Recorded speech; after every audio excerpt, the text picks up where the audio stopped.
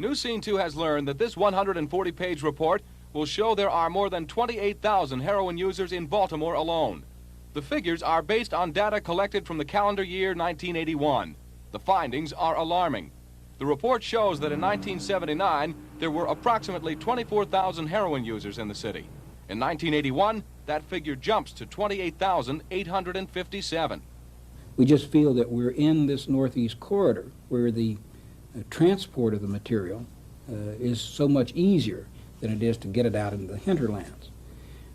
If our past history shows us anything or tells us anything, we can probably predict that if this level of heroin influx continues, that we'll see it breaking off at the edges toward Frederick, toward Eastern Shore, and out into the other places.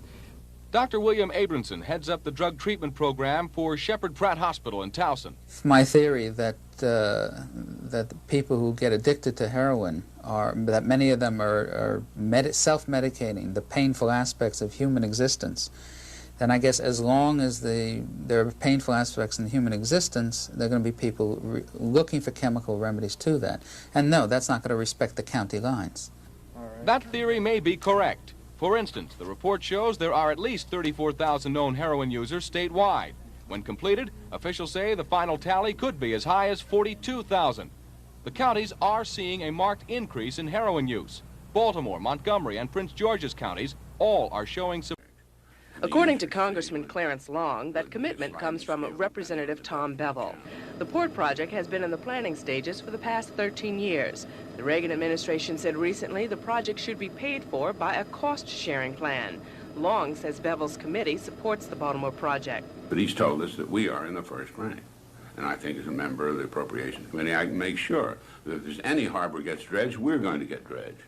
The dredging will cost more than $350 million, and the state and the administration have argued over who should pay what. How do we get a compromise at this point? I think that's up to them. I really do. If they want it. If they want it. I'll back any kind of system. I'm simply serving notice. I'll back anything that we can get it through. Long says Bevel will support the project whether or not a cost-sharing plan is formulated. Lynn Alexander, News Scene 2.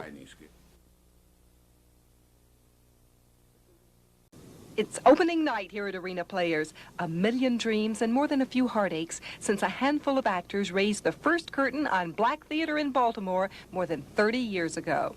The Arena Players started in 1953, and it was basically because 8 young black Baltimoreans had decided that they wanted to be in theater, but there were no opportunities to be in theater.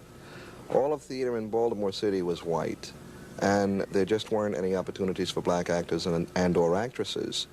So these young people came together and decided that if, in fact, they wanted to be in theater, and if they were going to be in theater, they should have their own theater. The Arena Players moved here to their present location in 1960. Shortly after that, they bought the building. Then they added a board of directors to handle the business, the advertising, and the fundraising activities, and allow the actors to concentrate on acting. And act they did, in both well-known and original plays, like When Are You Coming Back, Red Ryder, Wedding Band, The Curious Savage, Butterflies Are Free, and Pearlie. Many big-name actors started here. Maybe the biggest is Howard Rollins, nominated for an Academy Award for his role in Ragtime. Many actors who perform here at Arena Players dream of following in their footsteps. One of them is Bonnie Covington, an actress in this month's TV production, Reaching for the Power. I've always wanted to be an actress, and my dreams are to be on soap opera and then to a big movie. But the majority of the performers with Arena Players aren't here to make acting a career. Like Verna Day, they're looking for more personal benefits. Verna has been acting with the Arena Players for 28 years. She's one of the stars of Reaching for the Power. Any frustrations at home, on the job, anywhere, when I get on that stage, that part of my life is over until I come off the stage. And it helps me to forget. It helps me keep my sense of humor. It just, well, believe me, the theater makes me, I guess, the friendly, sociable, whatever. I do not put my troubles on anyone. I put them on the stage. Arena Players is not just for actors. Sun Paper's drama critic, R.H. Gardner, says it's successful because it fulfills a real need in the community. And it's this spirit as evidenced by the dedication of the scores of people that over those years have donated their services for not money, but love, that has made it a theater of which any community could feel proud. Over the last 2 years, Arena Players has reached a new stage in its development. It became one of the few community theaters in the country to produce an original play on TV. And again this year, as a part of Black History Month, the Arena Players and Channel 2 are combining forces to bring another original play to Baltimore television viewers. Reaching for the Power is an original murder mystery. Some critics have complained that playwright Karen Evans of College Park, Maryland, doesn't have a message in her play. Karen says she doesn't need one. Black people do a whole range of things, and not all of it's necessarily or directly related to the plight of the black man in America. It's everything, I think, is influenced by the fact that you're black and American, you have a whole set of restrictions on you, but I think just to be entertained every now and then is fine. Where do the Arena Players go from here? We want to extend the kinds of offerings that we give. We've been training youth in the 14 to 20 year bracket.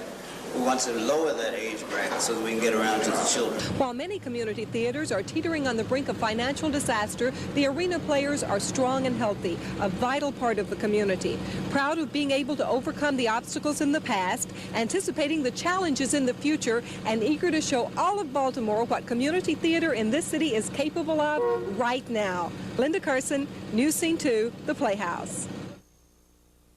45 Utz potato chip trucks will soon be equipped with citizen band radios. The radios are to allow drivers to instantly report robberies and other crimes they may see on their daily routes. The calls will be answered by auxiliary police at headquarters and investigated. Every little bit helps, and I think this is going to be a tremendous help because they're serving as eyes and ears of what's going on in the city. The Utz trucks have also been painted with special ID numbers so they can be seen by the police helicopter.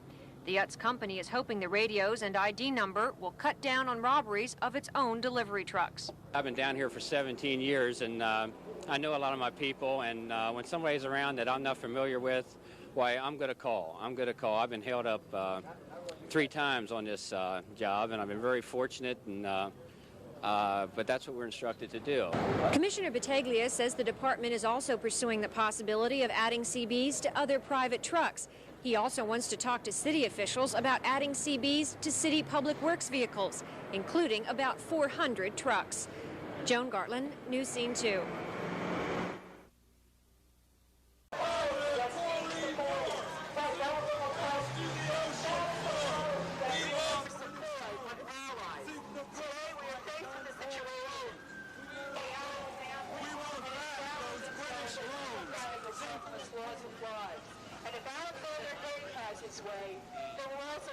We felt that early in this conflict, if President Reagan had called for the invocation of the Monroe Doctrine, the British could have been turned around. Now they're here. They have to be driven out of this hemisphere. If it means sinking British ships, then that's what we have to do.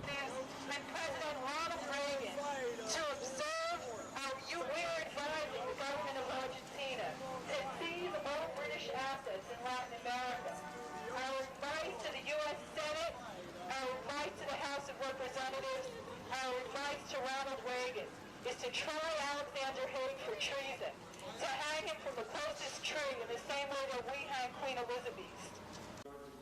A lot of city projects are a step closer to reality after tonight's City Council meeting. 2 bills were introduced that should make more than $1 million for Baltimore. How? Video games. The mayor is pushing legislation that will raise both the tax and the license fees for electronic games. The current $150 license registration is to be hiked to $600. For merchants in the city's Market Center Retail District, a new business license fee of 20 cents a square foot was also proposed. That money collected would be directly channeled back to the Merchants Association in the Lexington Market Retail area for advertising and promotion.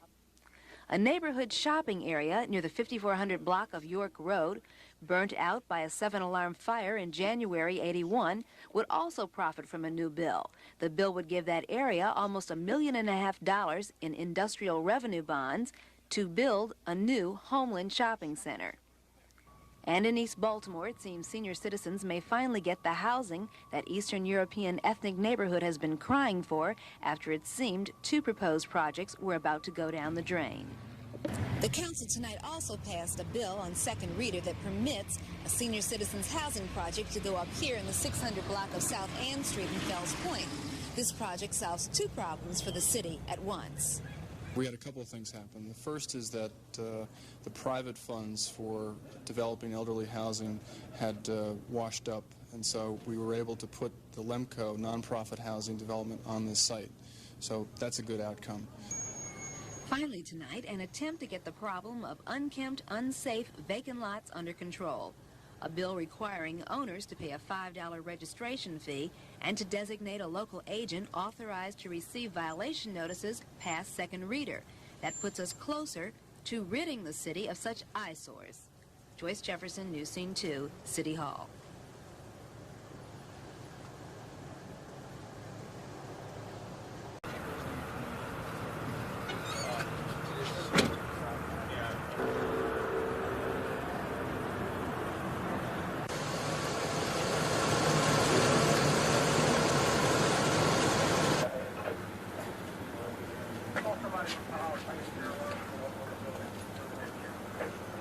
This guy.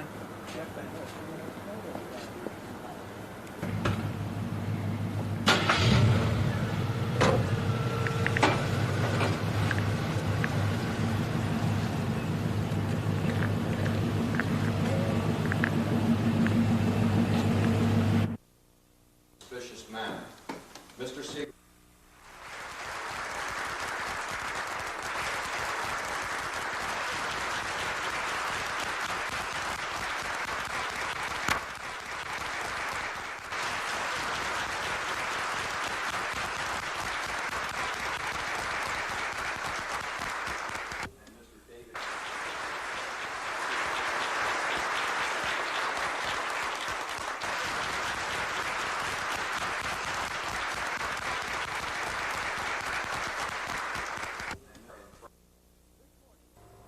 This morning, a police officer guarded the entrance to 1802 Snow Meadows Lane, a luxury condo apartment building.